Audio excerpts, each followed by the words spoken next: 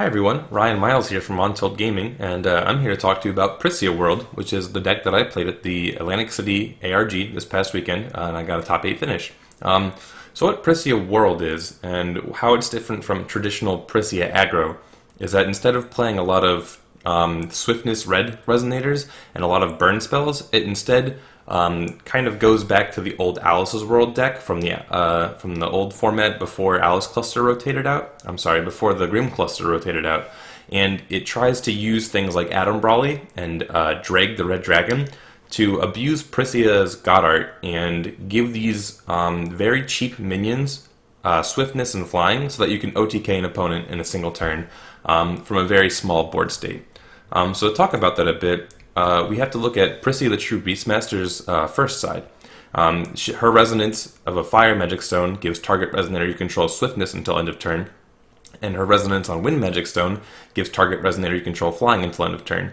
And this is really important for like your early game, where you can give things like Sacred Elf Swiftness. The flying is not super important because your main finisher, which is the Drake, already has flying. But especially after you flip and perhaps you've gotten Black Moonbeam or something, these abilities are extremely relevant for finishing off your opponent. And then on the flip side of Pricia, we have Pumpkin Witch. That's not correct, sorry about that. We have Reincarnated Maiden of the Flame Pricia. And when she enters the field, she gets to cycle a stone. She can also cycle a Resonator, but you use that one a lot less frequently. And what that means is you take a stone you control and you put it on the bottom of your stone deck, and then you flip one from the top of your deck unrested. And it's very important that it's unrested, because you can put a rested stone on the bottom, and effectively, by entering the field or by attacking, you can actually generate mana. Or will, sorry. And then the real key here that you're really trying to abuse with this deck is the God Art, which recovers the Pricia. So if you've already given her swiftness, for example through Leviton, you've already attacked with her, or if she's been out for a turn, you recover her so she can attack again, and then all J Resonators you control gain swiftness and flying. And that includes herself, because she is a J ruler, so she would get swiftness and flying. You can only play this ability if a Fire Magic Stone and a Wind Magic Stone has entered your field, which is actually super easy to fulfill, because you can play up to 8 red-green stones in your deck, which will fulfill the condition on a single stone. But if you ever find yourself in a position where you're able to flip and declare an attack in the same turn, for example by giving her swiftness for Leviton, then it's almost guaranteed that you'll be able to hit her God Art the turn that you flip her, if your stone deck is built correctly. So that's what you're trying to abuse with Pricia, and now we're just going to kind of go card by card and talk about what is enabling the deck and what is allowing it to function. So just to go back to the deck real quick, you can kind of see just like the numbers. I'm going to be going over card by card just to talk about things, but we do want to look at whether the 4 ofs or the 3 ofs or the 2 ofs. And as you can see for the Resonators, it's pretty much just 4 ofs across the board. 4 Guinevere, 4 Rook Egg, 4 Sacred Elf, 4 Adam Brawley, 4 Thomas, 4 Divine Bird, 4 Dreg, and 4 Leviton. And these are because the deck wants to function very, very consistently. It has potential turn 2 OTKs, and you want to hit those as often as possible. But even when you can't, you really want your mid-game to look consistent as well. And we can actually, later in the video, we'll go over how each of these cards actually does enable a turn 2 OTK, where the traditional Pricia list, the aggro version with Lancelot and Pursuant of Flame and Thunder, Lightning Strike and things like that, doesn't actually have as many options despite being the more aggressive variant. And then to round off our deck, we have the 3 Death Scythe, which is most important for the mirror. 3 Wall of Wind, which is important just to kind of abuse tempo and just keep your opponent always in fear and also like on the back foot if you ever leave up Green Will. Frequently you don't have a lot of things to play at instant speed, but if you leave open a mana just because you don't have a card that you can play, now your opponent has to perhaps play one less card than they would have just to play around the Wall of Wind. And in addition, we have 2 Heavenly Gust, because Death Scythe is is a huge inhibitor to allowing our OTKs to happen, and Barrier Shadows is also a huge problem, and we want to make sure that we're able to use Guinevere to draw into a Heavenly Gust and just clear those out of the way for the turn that we want to flip. So looking at the individual cards, first up we do have the Guinevere. This is just a staple red Resonator, I feel.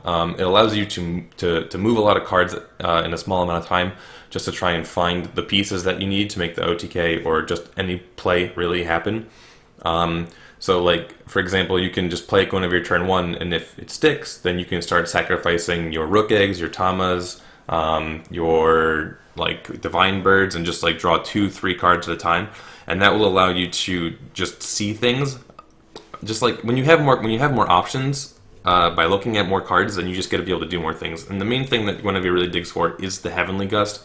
When control decks slap down a Barrier of Shadows on turn 1, Guinevere alone being able to draw through 4 cards if she's able to tap twice is actually like a really big deal, and that's like just like part of the reason that she's in there.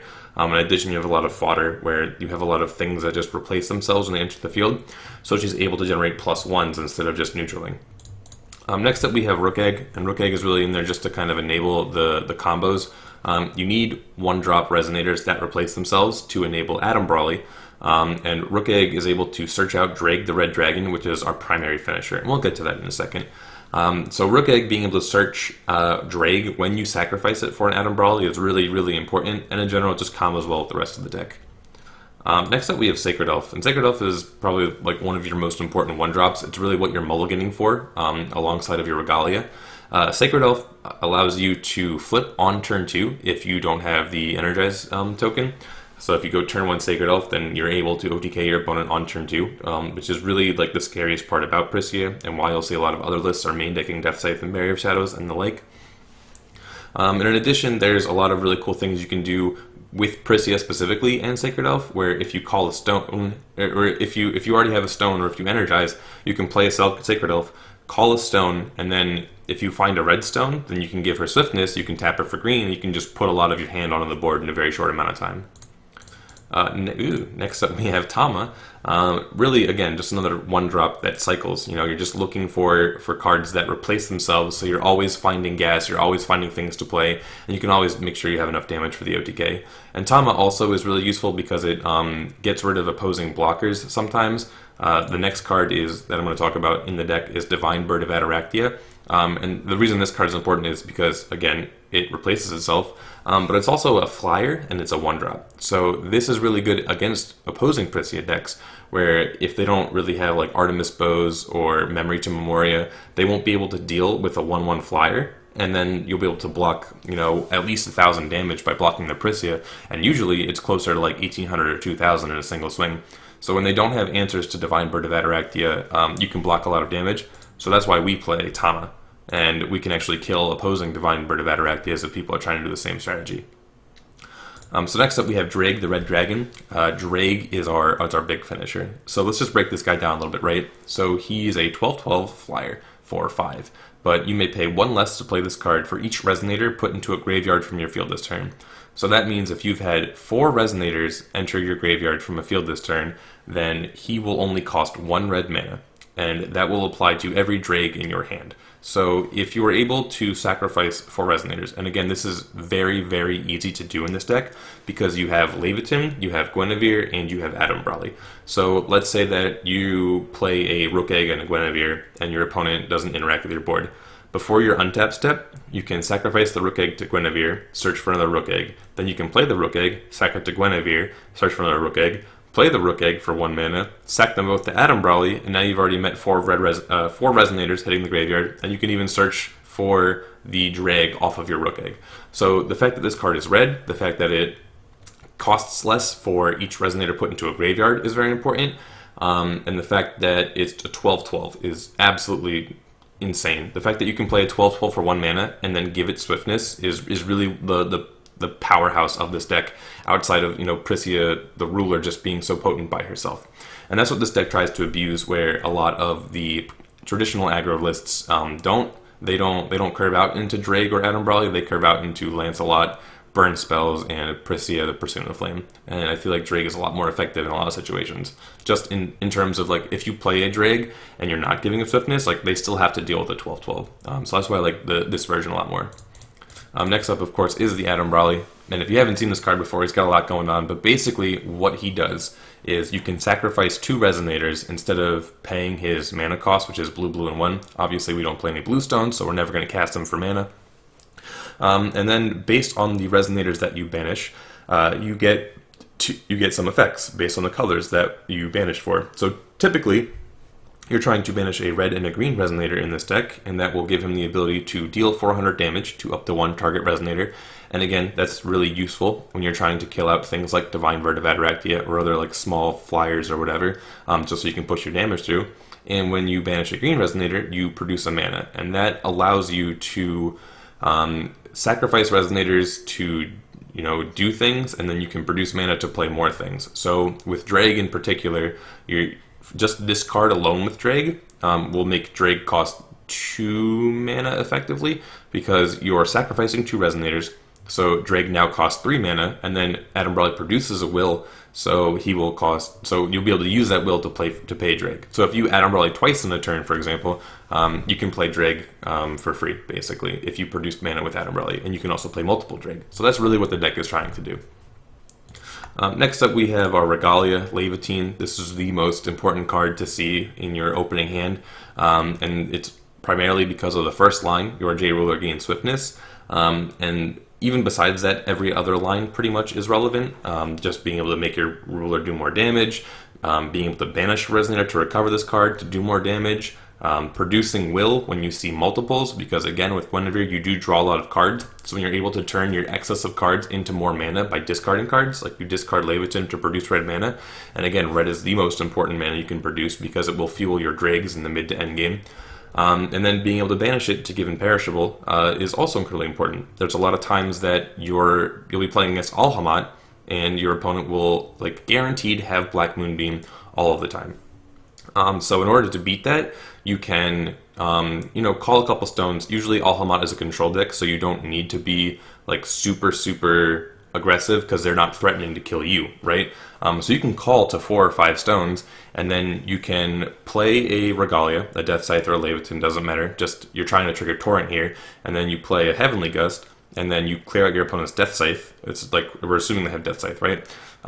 So then once their Death Scythe is gone, you can now give your ruler imperishable. So you banish a Levitine before you flip your ruler, and then you flip your ruler. They have no Death Scythe. Your ruler has imperishable. So if they want to Moonbeam it, it's going to be able to be flipped again. Then you play a second Levitine. Again, we're thinking turn 4, turn 5 is when you'd be doing this kind of play.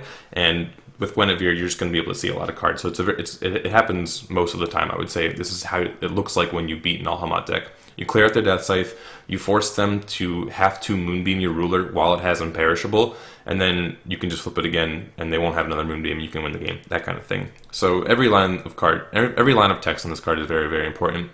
And yeah, just something you want to see all the time and see as many of as possible. Next up is Death Scythe. This is important because it buffs your ruler. It gives it +2/+2, which will help you do more damage to find the magic sweet spot of 2,000 damage on your ruler, which when you attack twice with your God Art will deal exactly 4,000 and kill your opponent. But also this card is important because it's incredibly good in the mirror. It removes swiftness and imperishable from your opponent's J Ruler, and that is exactly what you want to do against Pricia. Next up we have Wall of Wind. Wall of Wind is good because we play Sacred Elf, so we like to ramp it a little bit. It's not our primary focus, but it is something we kind of do accidentally on turn 1 and turn 2. And having Wall of Wind stops our opponent from playing things like a turn 1 Barrier of Shadows, which can be very effective against us. And in general, just lets us play mind games with our opponent. We always get to have the threat of having Wall of Wind when we have open green mana, which forces, like I said before, it forces them to play around it no matter what. And just because we're the aggro deck, and we're trying to just lethal them out of nowhere, it becomes very difficult to play around Wall of Wind in some circumstances. And occasionally you'll just have extra mana chilling on the turn that you want to go off. If, for example, you don't get to go off turn 2, you have to wait until you can clear out barriers or Heavenly Gust or Death Scythes or whatever with Heavenly Gust. Wall of Wind just really helps you keep in the game in the interim and things like that. And then last, of course, I was talking about Heavenly Gust, which is important because it kills Death Scythe and Barrier Shadows. You'll see a lot of Pricia lists running only Marabella, the Steel Doll. I think it's called the Steel Doll. It's the Regalia. And that kills Death Scythe for 1 mana. This card costs 2 mana, and they both have to be green, which is worse than Marabella in that aspect. But the fact that it can kill all enemy Regalia, and the fact that it also kills additions, and that again is Death Scythe and Barrier of Shadows are the 2 biggest things that really hurt you in the deck, or in opposing decks. So Heavenly Gust kills them both. Does it for 2 mana, and again, you don't feel super bad calling to 4 or 5 stones, because when you Heavenly Gust, you still generally OTK because of the nature of your deck. even if your Pricia dies, as long as you can get the God Art off, you're going to be able to OTK. And then just going back to the deck real quick, I do want to look at the sideboard. I'm not going to go into every card, but I just kind of want to talk about it a little bit. We have 4 Wind Secluded Refuge, which is important because of Black Moonbeam. All Hamat decks and control decks in general will usually side in 2, if not 3, if not 4 Black Moonbeam against you. So it's very important that you're putting out a Wind Secluded Refuge before you decide to flip, just so that you can guarantee a lot more damage. Next up, we have 3 Gale Force, and that's partially for the mirror, because when Pricia God Arts, she gives all J Resonators Swiftness and Flying, so now Gale Force can be used to kill any opposing Resonator. But it's also important against Featsing Turbo, where they play Wyber the White Dragon, and you just really need to kind of kill those as soon as possible, because they can block a lot of your damage, and even trade with your guys, and you have a very finite amount of actual threats in the deck if you're not OTKing in one turn. Next up, we have Marabella. I actually don't know the rest of what her name is, but it's Marabella something. And we're actually going to talk about her again real quick. I just kind of want to finish the rest of the sideboard, and I'll talk about why Marabella is good. You really side her in against control decks. Next up is 1 Keen Sense. That's for control decks where you really don't want to get barriered. You don't want to get heavenly gusted and like lose all of your Regalia. It was just a one of. I actually never sided in. Oh, I sided it in against Arla Stones because I didn't want them to like final breeze me or actually play their win condition, the Goose Ballestas technique. So the one of Keen Sense like came in against that, but overall was just kind of like an addition that I threw at the last minute. Next up is 1 Marabelle, and that's kind of for the mirror. Heavenly Gust again is mained because you want to be able to clear Death Scythe and Barrier Shadows. But against other Pricia decks, they're not playing Barrier Shadows, they're only playing Death Scythe. And usually like the Marabelle will just help to clear that one out of the way. Also, Marabelle can kill their Leviatine, which is really important if you don't have your own Death Scythe. So it almost acts as a 5th Death Scythe in that kind of sense, which is, again, you just need to slow them down long enough so that you can go off and kill them. Next up is 1 Keeper of the Past Earther, and that is for 0. I was really afraid of 0 decks showing up and just like removing swiftness from my ruler and then killing me. Mostly I was afraid of 0 decks that would flip, and I had absolutely no way to deal with a 0 that flips. So Earther was kind of there to do that, and I never played against 0, so it was irrelevant. I have the 4th copy of Death Scythe, and then if I ever did play against a black control deck, I sided in the 3rd copy of Heavenly Gust. So going back over just to talk about the Marabella real quick. Marabella the Machine Hearted, that's what it is. So there's a lot going on with this card, right? Why am I playing a 4-drop in what is essentially an aggro deck or an OTK deck if this card really doesn't contribute to my OTK at all? Well, when this card enters your field, you search your Magic Stone deck for a non-special Magic Stone and you put it into your field. And if we go back to, I'm not going to go back to the deck list, but I play 4 Memoria of Reincarnation, 4 Blasting Waves, and then 1 Mono Green Stone and 1 Mono Red Stone. So I have 2 targets for Marabella when she enters the field. So she can grab a stone, and then because I'm usually not flipped into the flip side of Pricia, I'm usually still on the ruler side of Pricia, I'll be able to give my Marabella Swiftness or Flying, whichever one I choose, whichever stone I decide to grab, and then give her a Blast counter or a Breeze counter. So a 10-10 coming down on turn 4, ramping me a stone, and then doming my opponent for 1,000 is actually very, very good against control decks. And it's something that they kind of have to like answer. They weren't necessarily prepared for because Marabella isn't a card you really see in a lot of the Pricia decks. And the most important thing here is the put a Breeze counter on this card on Resonance Wind Magic Stone. If the Marabella is allowed to stick and goes unanswered, it can accumulate a lot of Breeze counters, which means that the turn when I want to go off, saving any, like, except for Black Moonbeam specifically, I can pretty much really slow down any attempts my opponent has to stop me from just killing them outright. Usually they'll play things like Space-Time Anomaly to make my Pricia have less attack. They'll play Death at Midnight to make me banish my Adambralies and my Dregs. They'll try and prison my Adambralies, that kind of thing. And this just makes it very, very difficult for them to actually be able to stop my OTK from happening. So it demands an answer like almost immediately, just to stop me from accumulating counters, and just to stop me from doming them for 10 every turn because he's a very big resonator. So it'll usually bait out removal, and that will allow my Dregs to stick a little bit more effectively. So I thought this was a very good sideboard against the control decks. I did bring it in against Val 3. and it got bared immediately and then space time. But the fact that it ate a space time was actually like humongous. And again, like against these kind of control decks, I'm also bringing in Wind Secluded Refuge, so she just becomes like very insane very quickly, and you can actually win the game with just resonators by using Marabella and then sticking some dregs down alongside her with Wind Secluded Refuges. It's very difficult for control to deal with that. So that was why I decided to decide the 3 Marabella against control decks.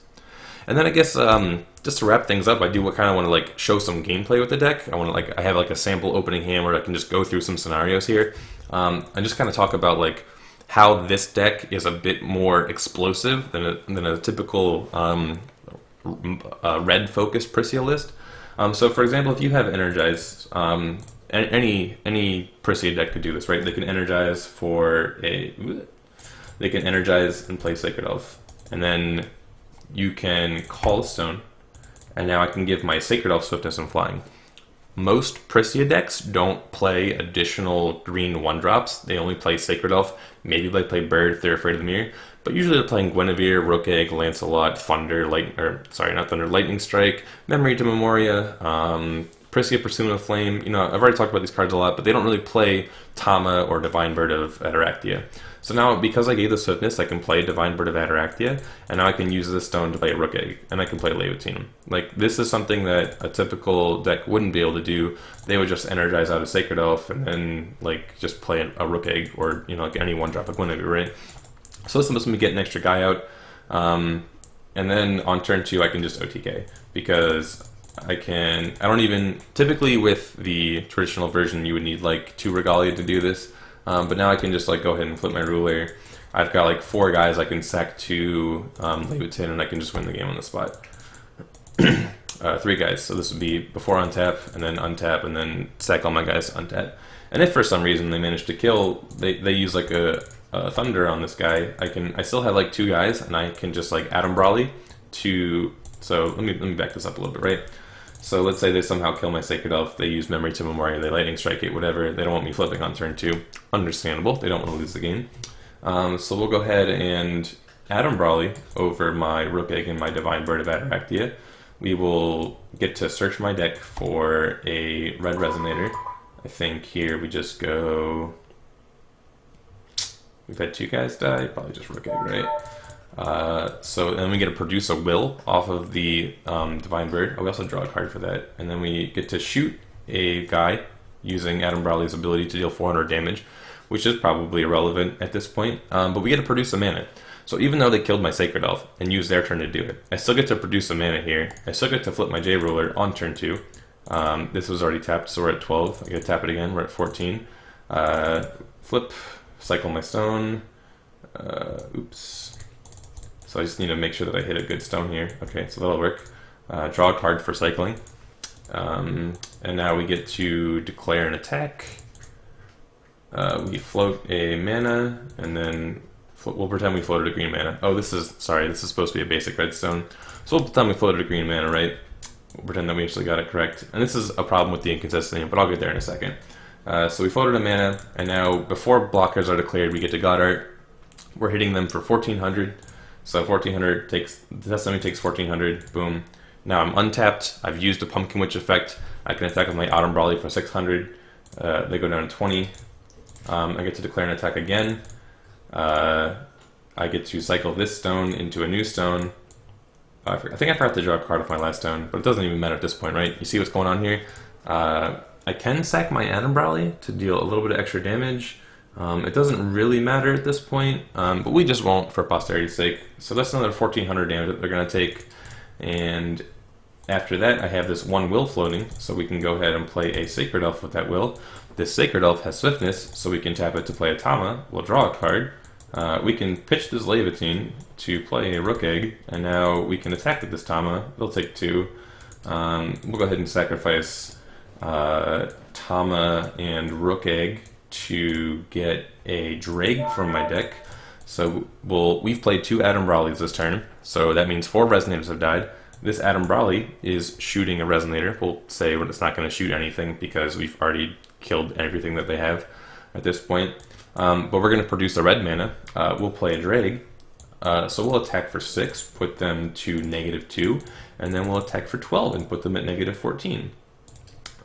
So yeah, that's the kind of thing that this deck can do. Again, this is like, I just picked like my optimal 5 cards, but again, with any like combination of just the pieces of what I had there, you can really do absolutely phenomenal things as early as turn 2. And it's just a lot more consistent because you get to produce mana with Marabella, you get to do things with Drag, things like that. But the most important thing to consider when you're playing this deck is that if you don't have the OTK, you really need to be very, very patient with the Pricia flip. Your entire deck revolves around flip, Goddard. Ooh, sorry, hiccup. So you really have to wait until you like have the pieces assembled, and the deck is completely fine just calling stones for a bit, because Marabella is a very powerful resonator. You can just tribute off a Divine Bird of Adarectia and a Rook Egg on like turn 2, shoot their Sacred Elf so that they're not flipping on turn 2, and then you can just, you know, control the board with the 6/8, which is going to beat up Lancelot's unless they're rapid growthing, which they're not going to do on turn 2 because you can't have 3 mana on turn 2 if you kill their Sacred Elf. You follow me so far? So that's kind of why I think this deck is just a bit more powerful overall. If I were to make any changes to it, I would add Lightning Strike. And that's again because sometimes like there are situations, like really random situations, where like I thought my opponent like had a Melfi in hand against like Lumia Hook, for example. I really didn't. That's a Sorceress of Heavenly Wind Melfi for those of you who aren't keeping up. So I was afraid that they would be able to fog out my damage the next turn. So I felt pressured to flip, and I just deal 3,600 damage to them, leave them at 4. Oh darn, how woe is me. But it actually became very difficult to deal the remaining 400 damage if they never killed my Pricia. Because if they don't kill my Pricia, I can't give any more of my Resonator's Swiftness, and it's actually very difficult to kill Drag if they keep picking apart my Resonators on their turn. So that was like the weakness. I would like to find room for Lightning Strikes, maybe cut down on Wall of Wind, maybe only main 2 Death Scythe, because I actually feel like I'm just really strong in the mirror in general. Things like that. I'll probably post an updated list soon. But that is Pricia World, everyone. I do hope you enjoyed the deck video, and good luck taking this down at your locals. I would say if you are trying to beat this deck and you don't want to play it and you're absolutely getting wrecked by it, I think that Al Hamat is the way to go. And just try and play as many copies of Rune of Soul as possible so that you can always search out your Black Moonbeam as soon as you need it. So that's the deck, everyone. I hope you enjoyed it, and I will see you hopefully sometime next week. Thanks absolutely so much for watching.